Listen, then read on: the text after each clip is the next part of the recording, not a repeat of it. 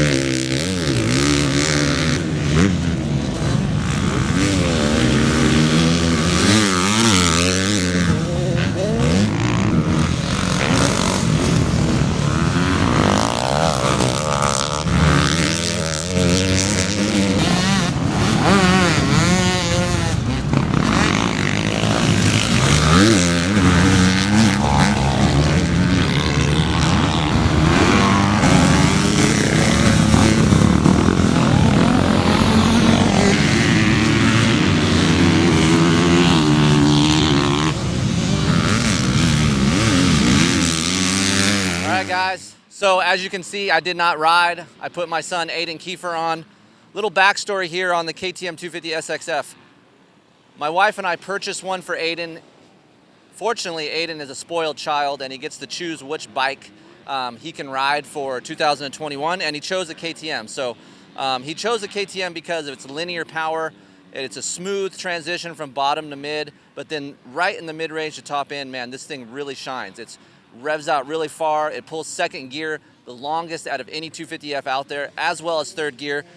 I will say the gearing from second to third is a little spaced out. I wish it was a little bit tighter, and shifting from second to third, it's a little bit notchy. From what I can tell from Aden today, he said it's a little bit hard to shift under load. So coming out of a corner, trying to get that shifter up is a little bit difficult. You got to make sure you use the hydraulic clutch to really get that shift more positive. So overall, nothing has changed like we mentioned. It does have an orange frame, and what that tells us is KTM planning to come out with a brand new 23 edition. That is what we think. 22.5 factory edition should be all new. From the rumors that we've heard, a new engine, a new frame, so that's exciting for you Orange Brigade lovers. But orange frames, man, I think always should be on a KTM. But what KTM does is the last year model before they change it usually is an orange frame. So that tells us things are about to change. A blue seat, which I kind of like. I don't know how long it'll last for being blue. Like sometimes you leave it in the sun, it'll fade out. These seat foams only last about 6 to 8 hours. They break down, so be sure to take these off when you wash your bike. Again, suspension overall, WP has come a long way on the AER fork. It is tough to break in, so I will tell you guys this, 6 to 8 hours is about the time you'll need to actually feel like it's supple, a little bit, has more comfort. Right now when we're riding, it's a little bit rigid, a little bit harsh, and it'll take a little bit while to break in. KTM's overall, engine and suspension, take longer to break in than a Japanese motorcycle. For whatever reason, I do not know. But the chromoly frame does take a little bit while to break in, around 8 hours, and you'll start to feel your KTM gets a little bit more supple, has a little bit more acceleration traction, and just more comfort overall in general. This bike is an exciting bike to ride. Again, not a lot of bottom end like a Yamaha YZ250F, but man, it's seamless, it's smooth. I like that it has map switch that you can actually feel on the track. Map 1 is a smoother roll-on. Map 2 has a little bit more RPM response. Right now, Aden is in map 1. He most likely will change that to map 2 when he gets more comfortable. Reliability on the 250 SXF is excellent.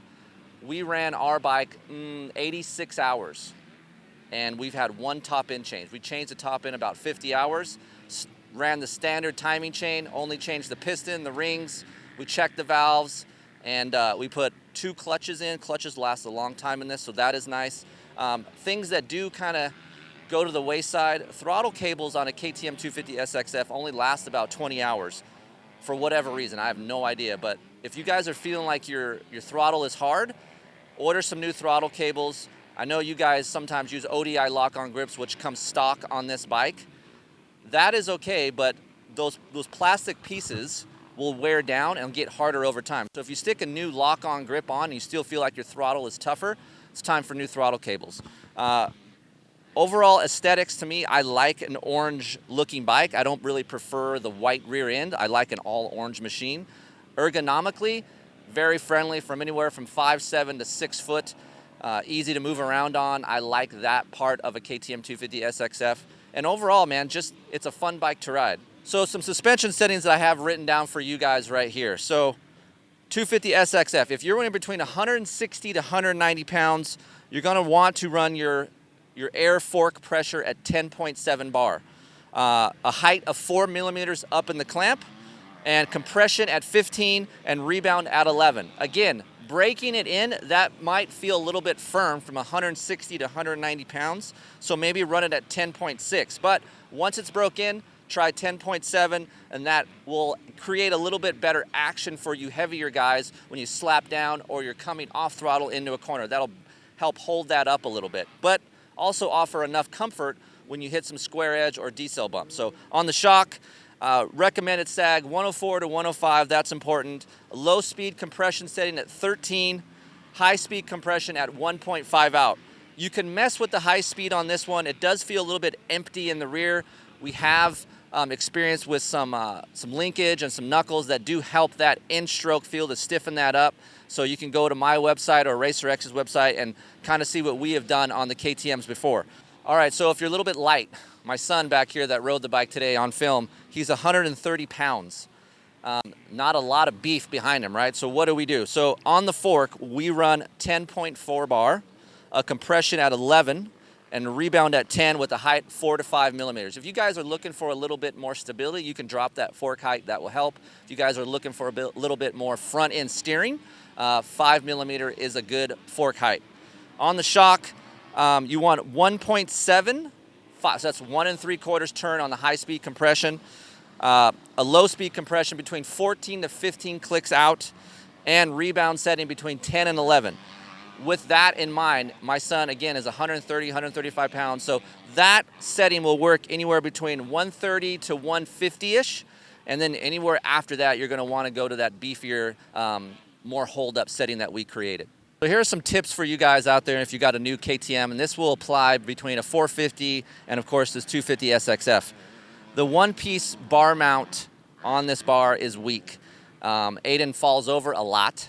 He's a B-class kid, so he seems like he thinks he's a hero, but ends up falling, which he probably got caught on today because he fell. They bend, so go to a one-piece bar mount, Ride Engineering, or you can go to an X-Trig type. Those work very well. The second thing I like to do is stick a 2-stroke air filter cage in. It doesn't come with the screen. That'll give you a little bit more snap. This is what this bike needs, okay? So you want a little bit more RPM response on the low end and a little bit more bottom end delivery coming out of a corner. Use a 2-stroke air filter cage. And things that are important to me is dampening feeling, comfort.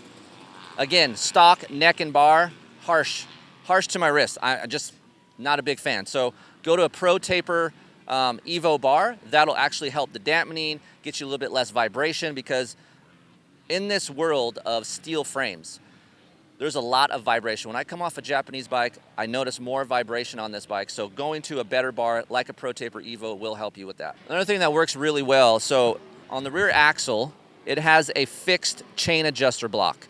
And what that does, it kind of puts a little bit unwanted force when you're under load out of a corner, and that'll bind up your shock. Surprisingly enough, a lot of riders feel this. So instead of trying to change your shock setting, you can simply go to Works Connection or Ride Engineering, and they sell 2-piece axle blocks, which free up that feeling when you're under load. It actually helps a lot, gives you a little bit more rear wheel traction, and frees up that rear end a little bit when you're on throttle. Last but not least, this one's a little bit more spendy for you guys, but if you guys are looking for a little bit more comfort, less vibration, KTM offers those split clamps in the factory edition world, right? You see those nice shiny orange clamps, or they make them in black. The split clamp, what that does is helps offer you guys out there that are looking for a little bit more comfort, just that. More comfort on slapdowns, more comfort on decel bumps, and less vibration. So for me, we go to that clamp later on. We'll break this bike in, we'll go to the split clamp, and that is a much more friendlier clamp than that of a stock neck and clamp on the 250 SXF. All right, to wrap this thing up, the 250 SXF is a fun and reliable machine. 2022 is no different. I understand that you guys are looking for all new bikes, but the pandemic has slowed that process down a little bit. I would look for new bikes coming from the Austrian manufacturer in 2023. But as of right now, our family has purchased the KTM for our son to ride. It has been reliable. It has been a fun bike to ride. I ride it, he rides it, and there hasn't been a lot of headaches within our household with this bike. So for me, that's worth its weight in gold. And what I do like about a KTM, its resale value is very high. So when we go to sell that at the end of the year or 2 years from now, I know we can get maximum dollar, and the consumer that's going to buy our used bike knows it's not going to be a piece of trash and roached out because these things are reliable. So KTM does an excellent job on not only doing R&D first, because they are one of the leaders in coming out with new technology. A lot of other manufacturers follow what KTM is doing, and with this the 250 SXF here, I feel a lot of manufacturers have created their engine characters similar to this bike. So what that tells me is everyone is looking at the Austrian manufacturer for ideas, because they are selling a bunch of these. So we're going to continue to put time on this thing. Look for more tests over on racerxonline.com. That is right here. You can also go to Kris at KeeferIncTesting.com if you have any questions about this bike. We're here to help you guys. And of course, we try to make these videos different. Even though the bike doesn't change, we will continue to do that in 2022. So we'll see you on the next go around.